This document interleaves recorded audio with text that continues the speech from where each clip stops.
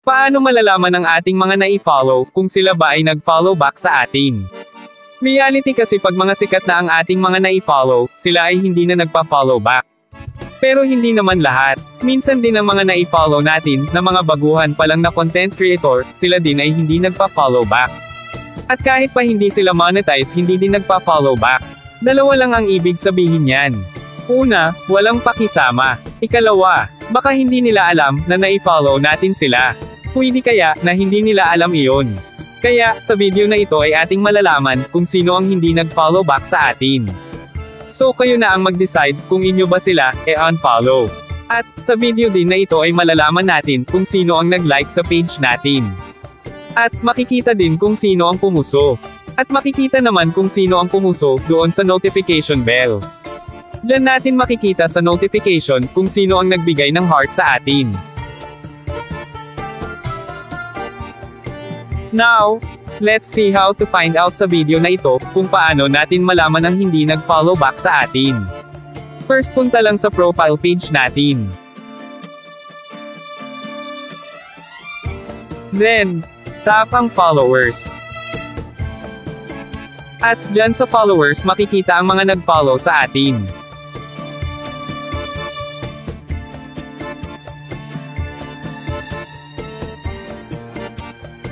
Then, dyan naman sa following, makikita ang ating mga na-follow. Now, para malaman kung ang ating ipinollow, ay kung nag-follow back ba sa atin, itap natin ang image nila. Now, mapupunta tayo sa profile niya at makikita natin, na following. Pag ganyan lang ang makikita natin, ibig sabihin hindi siya nag-follow back.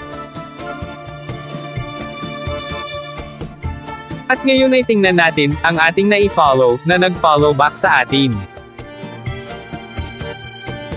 Now, pag ganyan ang ating makikita na following, at watch now, ibig sabihin, iyan ay nag-follow back sa atin.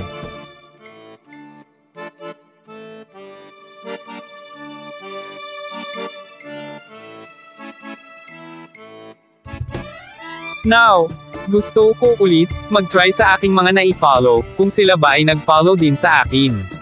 At pag iyan lang na following, ang ating makikita, ibig sabihin, hindi pa siya nagpa-follow back sa atin.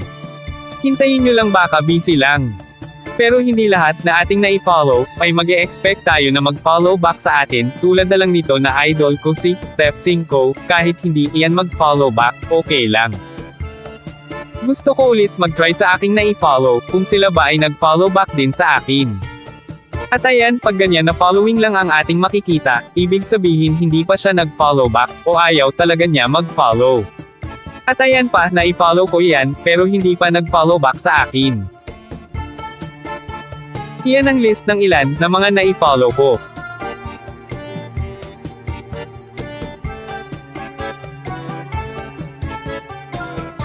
At para malaman kung sino-sino ang nag-react at nagbigay ng heart sa atin or nag-follow, puntahan lang natin ang notification bell icon.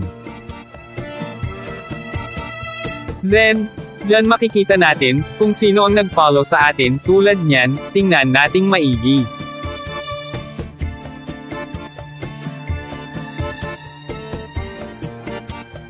Basta, kung sino ang gusto mo malaman, kung sino ang ating na-follow, at kung nag-follow back din ba sa atin, search lang ang name doon sa followers. At lalabas doon kung nag-follow back, or nag-react lang sila. Tulad sa makikita natin, ganyan nag-like lang, pero hindi pa nag-follow sa atin. Now, ikaw na ang mag-decide ngayon, sa inyong na-follow, kung sila ba ay inyo i-unfollow. Now, kung gusto mo mag-unfollow, punta ka lang sa followers.